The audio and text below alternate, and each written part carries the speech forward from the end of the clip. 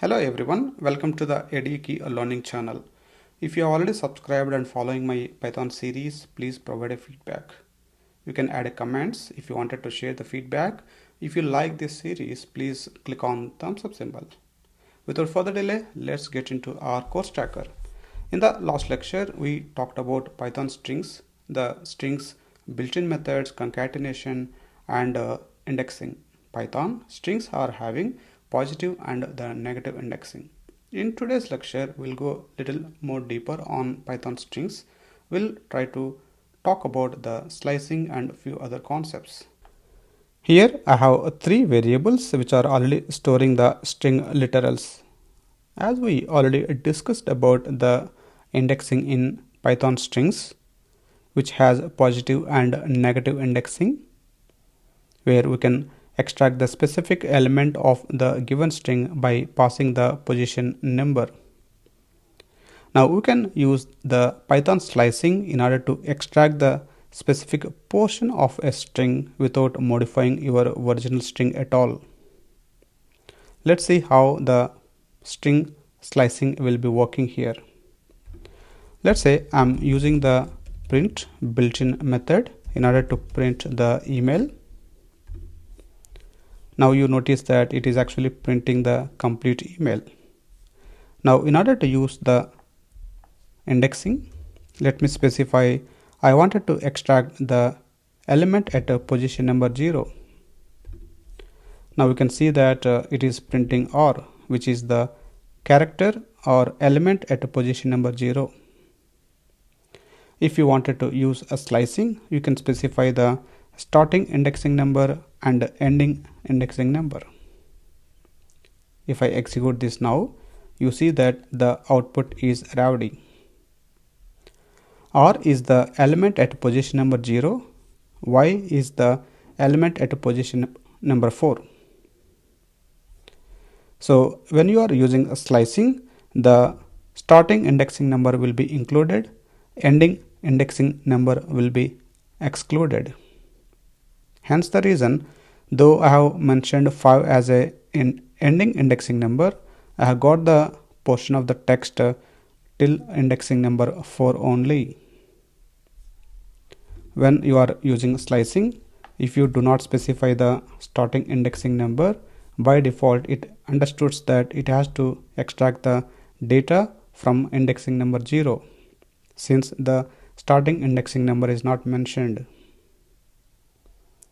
Let's say you specify that the starting indexing number will be 6 and you do not specify the ending indexing number, then by default it understands that 6 is the starting number and it will be printing the complete rest of the string. You see that it started off printing from H till end of the string, since the ending indexing number is not mentioned in the slicing. When we are using the slicing, it is also possible to define a step, in the sense, hey, I wanted to get the portion of the string, the 0 is the starting indexing number and 6 is the ending indexing number, and the step will be, let's say, 2. Let me try to execute this now. As I have specified the step number 2, rather it is printing continuously starting from position number 0 to a 6. It is skipping one character in between. You notice that it is printing R at position number 0, V at position number 2 and Y at position number 4. That is called as an slicing. Slicing works even for the negative indexing. Let's say I wanted to print the characters with the step number -1. Can you guess what could be the output of this expression? You notice that the complete given string is printed in reverse order. You know the reason, right? -1 is the negative indexing, right? That means it is actually starting to print from the at end of the string, and it is following -1 as like a step number. So -1 means it is not basically skipping any character or any element, but it is actually printing it in the reverse order. Sounds easy, right? If someone asking you how to print the given string in reverse order, it's just a matter of using the slicing with a -1 as a step number. Now let's talk about Python join method, how it works. Before me explaining what is Python join method, let me go and execute this, then we'll talk about the output behavior, right? And I wanted to use a join method, and probably I will say that join is the method name, and I wanted to pass first underscore name is a variable. And the way how we can use join method is join method by default go and extract the element by element and joining that specific element to the character that have been passed here. The way how we can give that is we need to specify the character like this. Now let me execute this. You see that Ravdy is now printed like this, r.a.v.d.y. That means the join method by default going and extracting the data one at a time by its position number. It will get the element at position number 0, then join with a dot, then element at position number 1 join by dot, then element at position number 2 join by dot. That is the purpose of join method, which will be extremely useful when we are generating some CSV files or reports, some logs or few other API responses, all this stuff. We'll try to see the use cases later, but yeah, this is how the join method will be working for the given string. Alright, now let's move on to understanding how do we use some special characters within the string, right? What does it mean by special characters? For example, I wanted to have a welcome is the variable name. Let's say I wanted to have the text like welcome to this portal RavdyChan. So here I wanted to highlight the RavdyChan within the quote mark. That is my requirement. Let's say I wanted to keep it in the quote mark like this.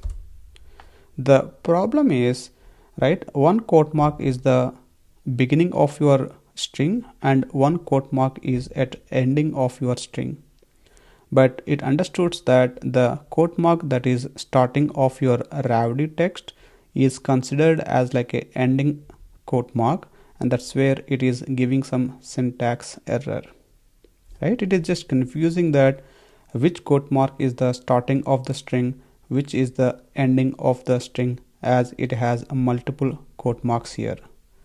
If I execute this, you definitely get a syntax error, right? So if you wanted to use this type of special characters within the given string, then you need to escape them. How do we use a escape character in Python strings? Let's say in this case, this quote mark I wanted to escape. That means I wanted to let my Python understands that this quote mark is treated as part of the given text only, right? So let me give this a backslash, so it will understand that this quote mark is the part of the string, not a ending quote mark, right? Now you see that the error is gone. Now let me execute it, and of course I did not print it, right? So let me try to print this variable, print welcome. You see now that the welcome is got printed, which is welcome to this portal. Now you see that the text itself has quote marks properly. That is how we can use these escape characters. Let me add some more complexity to this, okay? Let's say I wanted to print welcome to this portal RavdyChan. Okay, so this is what I wanted to print, and let me try to execute this. Great, it is working fine, and you see that this single quote mark is printing correctly. But what if I have the single quote marks as a starting of your string and as an ending of your string. Then again the same problem, right? It has a confusion to understand that this single quote mark is like a ending of your string, right? The same problem how we got it some time back. So that is where we need to add the escape character here. Right, now let me try to execute it. You see that it is working fine.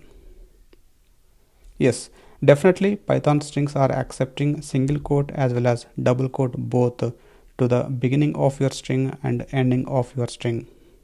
And not only single and the double quote, it is even possible to use three quotes like this, which is treated as like a beginning of your string, and then the ending of your string also will be like a 3 quote marks.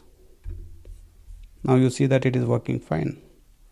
It's up to the developer how you wanted to, based on the requirement. You wanted to open with a single quote, double quote, or 3 double quotes. Alright, that is about the escape character. Now let me move on to Python string formatting, right? And let's say I wanted to print the first name. Let's say I wanted to print first name, and for now let me try to comment all these print statements just to avoid some confusion. Let me print it. Great, I'm able to see that the first name is got printed correctly. Now let me add some more colors to it. When I say colors, right, just printing the first name may not be great. I just wanted to add some more meaningful print messages, right, for the users to understand, correct? So let's say I wanted to print like my first name is, right, and this is how I wanted to print it. You see that my first name is first name. It's funny, right? The first name has to be rendered with the corresponding value of this variable, correct? But as this first name, right, first underscore name is within the quote mark, then it is not treated as a variable. It is treated as like a part of the text, and it is printed as is. That is not what we are expecting, right? So this first underscore name should be rendered with the corresponding value, and that has to be get printed, so that my complete expected output will be my first name is Rowdy, right? So how to do that? That is where the string of formatting will come into the picture. So there are different ways how we can do the string formatting in Python. The one approach is we can start with this formatting like this, and say that explicitly whichever is the variable that it has to render, and you keep that inside the parenthesis, inside the brackets. Then the Python understands that okay, first name is actually a variable and it has to render the corresponding value, right? Let me see the output. Now you see that my first name is Rowdy. So that is how we can use Python string formatting. And there is one more way as well. For example, I will remove F from here. Probably let me keep it as is, and I'll comment it. Then I'll show you a different way how we can use the string formatting. Print, let me type my first name is, okay. Now great, I am already getting some suggestions by the IDE. Okay, my first name is let me use dot format. Right, let me try to execute this. Well, now you see that my first name is I did not get this Rowdy. Okay, so if you see this line number 10, right, my first name is what is included within the quote mark, that is printed as is. But after that you see dot format, and within the format method I have given my variable, and it is not even printing that at all, right? So the way how it works is after the dot, right? Whatever the variables that you mentioned, that variable will be rendered it into the dummy parenthesis that you are passing within the quote mark. Now if you see that the output is showing around here, right? That means if we use these empty braces, then during the execution time it understands that the value of this variable has to be rendered, replaced, filled into this empty brace, and that's how the final output will be composed, and that is got printed here. This is the another way of formatting your strings when you are printing something on the console for the users to be able to understand it clearly. You may be wondering that what if there are multiple variables that I wanted to use within the string format, right? Let's say I wanted to use first name as well as a last name, correct? So when you are having multiple variables included in the format method, it's just that you need to use multiple empty parentheses here, right? Empty braces here. So now let me try to execute it. Now you see that the first variable is replaced or rendered into the first empty brace. The second variable rendered it into the second empty brace. That's how the sequence will be followed, and that's how we can see that Rowdy and Chan got printed in these two braces replaced by. Well, if you have any confusion about this, right, we can even do this. For example, the f is the short small variable that is get assigned for this first name variable. Let's say L is the small short temporary variable that gets assigned for this last name. Then I can say that, hey, f is what is need to be printed here, L has to be get printed here, right? And let me try to execute this, and you see that it is still working.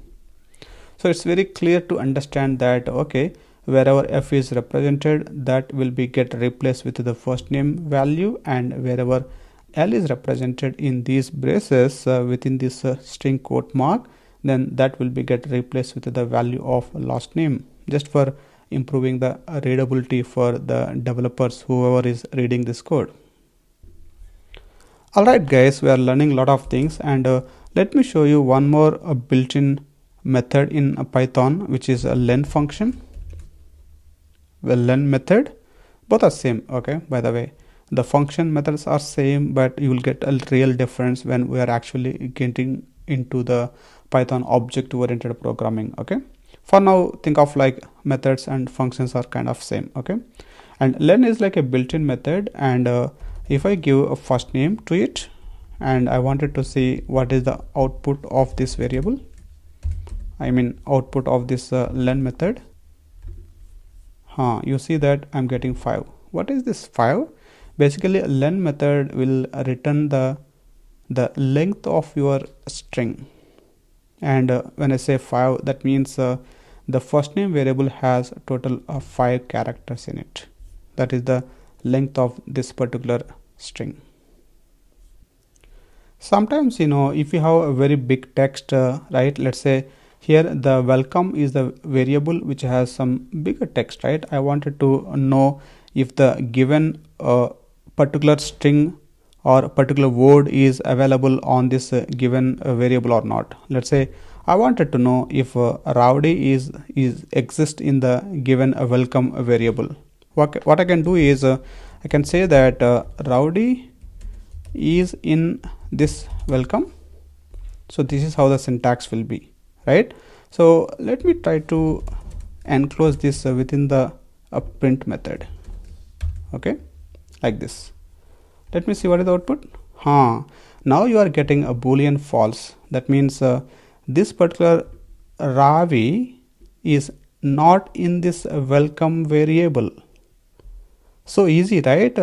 Searching or finding the specific word is there or not in the given variable, correct? So I think I made a typo here. That's where it is giving false. That makes sense to understand as well. Now let me do this like RavdyChan. Now let me try this.